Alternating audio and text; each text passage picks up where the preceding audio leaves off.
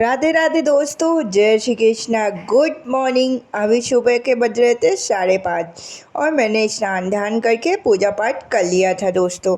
आज से तो आप लोग के भी एग्ज़ाम स्टार्ट हो गए एनटीपीसी के।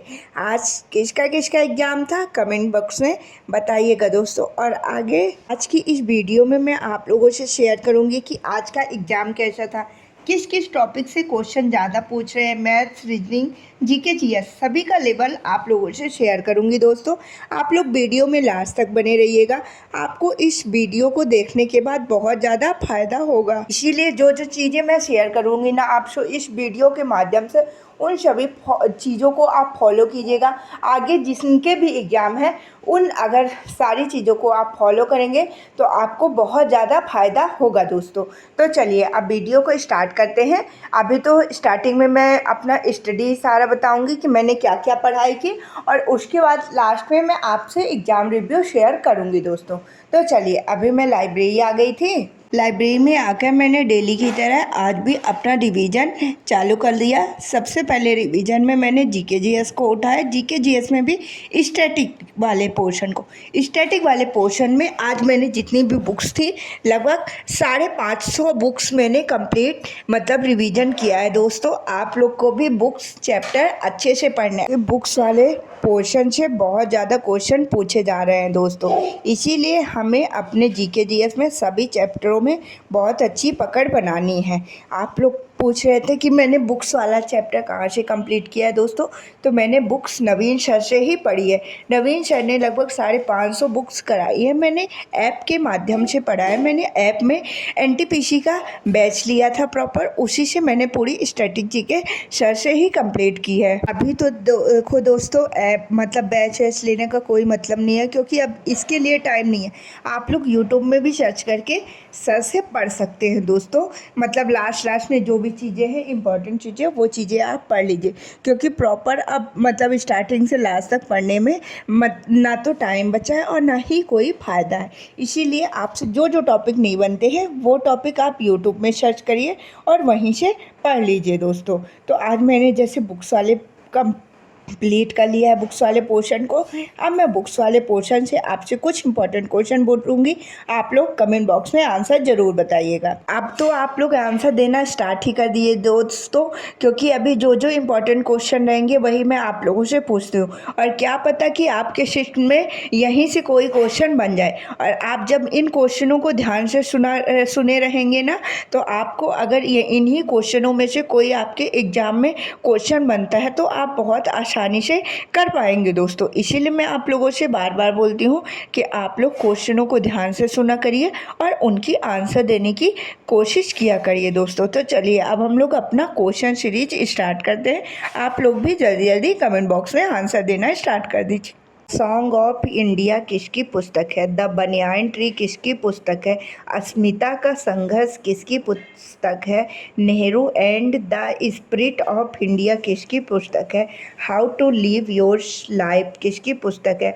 ऑन बोर्ड किसकी पुस्तक है? अ नेशन टू प्रोटेक्ट किसकी पुस्तक है? द मेवरिक इफेक्ट किसकी पुस्तक है? अम्बेडकर अ लाइफ किसकी पुस्तक है? लोग दोस्तों, ये जो मैंने इंपॉर्टेंट क्वेश्चन पूछे हैं आप लोग इनको ध्यान से सुनिएगा और आंसर देने की कोशिश करिएगा। और देखिए दोस्तों, सभी क्वेश्चन पूछना संभव नहीं है, इसीलिए मैंने आप लोग को बुक्स वाला टॉपिक बता दिया है। ये हमारे एग्जाम पोर्शन के हिसाब से बहुत ज़्यादा इम्पोर्टेंट है। आप लोग कृपया इस को मतलब टॉपिक को, बुक्स वाले टॉपिक को बहुत अच्छे से कंप्लीट करिए। और बुक्स वाले टॉपिक को हमें करंट से रिलेट करके मतलब पढ़ना है, क्योंकि अभी करंट के क्वेश्चन बहुत ज़्यादा बन रहे हैं। मैं आगे चल के बताऊंगी कि कितने क्वेश्चन बने हैं करंट से, जो भी मैंने रिव्यू देखा है मतलब सभी लोग का। तो वो आप लोग लास्ट तक वीडियो में बने रहेंगे तो हाँ आप लोग को पता चल जाएगा दोस्तों। आज मैंने स्ट्रेटेजी के वाला पोर्शन कंप्लीट किया और मैं हिस्ट्री पढ़ने लगी थी। हिस्ट्री में आज से मैंने और कांग्रेस के अधिवेशन को मैंने आज पूरा कंप्लीट किया।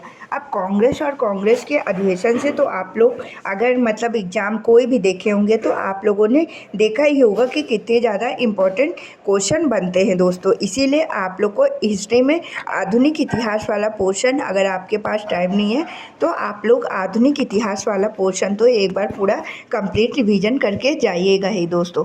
तो चलिए अब इससे कांग्रेस और कांग्रेस के अधिवेशन से मैं कुछ इंपॉर्टेंट क्वेश्चन पूछती हूँ, आप लोग कमेंट बॉक्स में आंसर बताइएगा और कोशिश करिएगा कि जो भी आधुनिक इतिहास वाला पोर्शन में मैं इम्पॉर्टेंट टॉपिक बताती जाती हूँ उन सभी टॉपिक को आप लोग प्रॉपर रिवीजन कर लीजिएगा दोस्तों। तो चलिए अब क्वेश्चन सीरीज स्टार्ट करते हैं, आप लोग भी आंसर देना स्टार्ट करिए। 1886 का अधिवेशन कहाँ हुआ था और इसके अध्यक्ष कौन थे? कांग्रेस का पहला अधिवेशन कब और कहाँ पर हुआ था और इसके अध्यक्ष कौन थे? कांग्रेस का कलकत्ता अधिवेशन कब हुआ था और इसके अध्यक्ष कौन थे? अमृतसर अधिवेशन कब हुआ था और इसके अध्यक्ष कौन थे?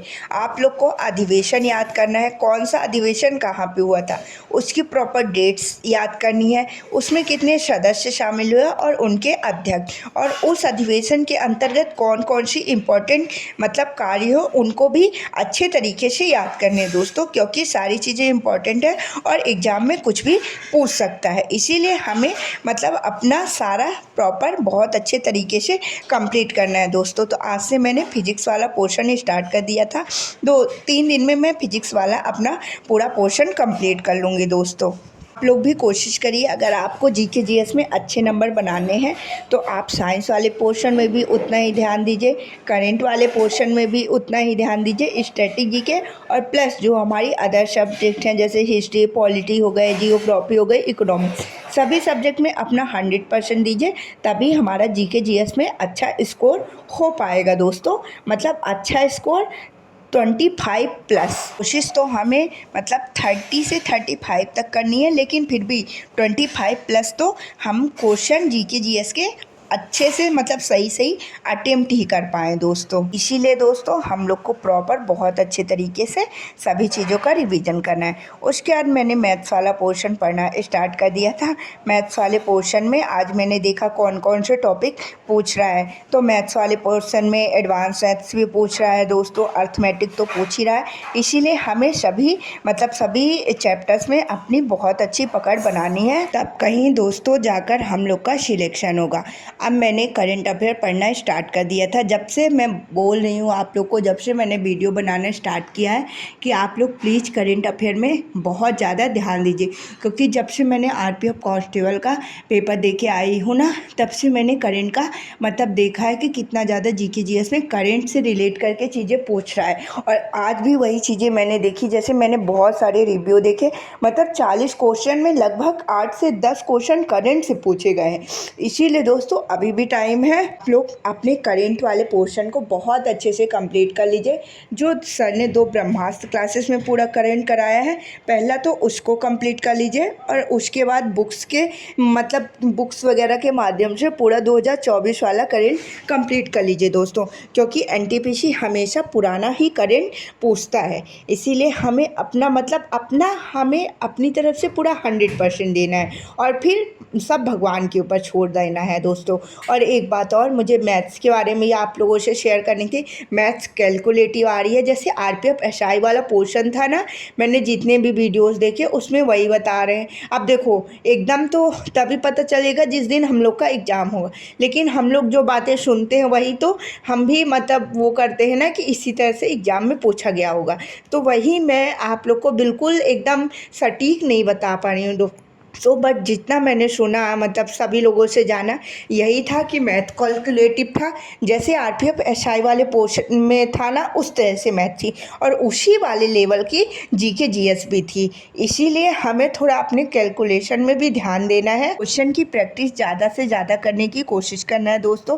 अभी भी टाइम है, देखो जिसके अभी एडमिट कार्ड नहीं आए हैं उनके पास तो मतलब एडमिट कार्ड 10 दिन पहले आएंगे, तो उनके पास तो अभी 10 दिन है और 10 दिन में तो हम लोग बहुत कुछ कर सकते हैं दोस्तों। इसीलिए उस 10 दिन में हमें अपनी कैलकुलेशन को बहुत ज़्यादा मजबूत करनी है, ज़्यादा से ज़्यादा प्रैक्टिस करनी है, क्वेश्चन की मॉक टेस्ट लगाना है, रिवीजन करना है, मतलब इन्हीं सारी चीज़ों को अपने अच्छे से करना है और हमारा एग्ज़ाम भी बहुत अच्छा जाएगा दोस्तों। तो यही मुझे एग्ज़ाम के बारे में आप लोगों से शेयर करनी थी बातें। आप लोग, मैं उम्मीद करती हूँ आप लोगों ने सभी बातों को ध्यान से सुना होगा और अच्छे से इन बातों को फॉलो करेंगे और जो चीज़ें चीज़ें मैंने बताई है, आप लोगों से शेयर की हैं, उनको ध्यान से सभी टिप्स को मेरे फॉलो करके एग्ज़ाम देने जाएंगे दोस्तों। तो और दोस्तों, जिनका भी एग्ज़ाम है आगे अभी मतलब 6, 7, 8, 9, 10, आप लोग प्लीज़ एक काम करिएगा, हड़बड़ाइएगा बिल्कुल नहीं, क्योंकि कभी कभी हड़बड़ाहट में भी बनते हुए क्वेश्चन गलत हो जाते हैं दोस्तों।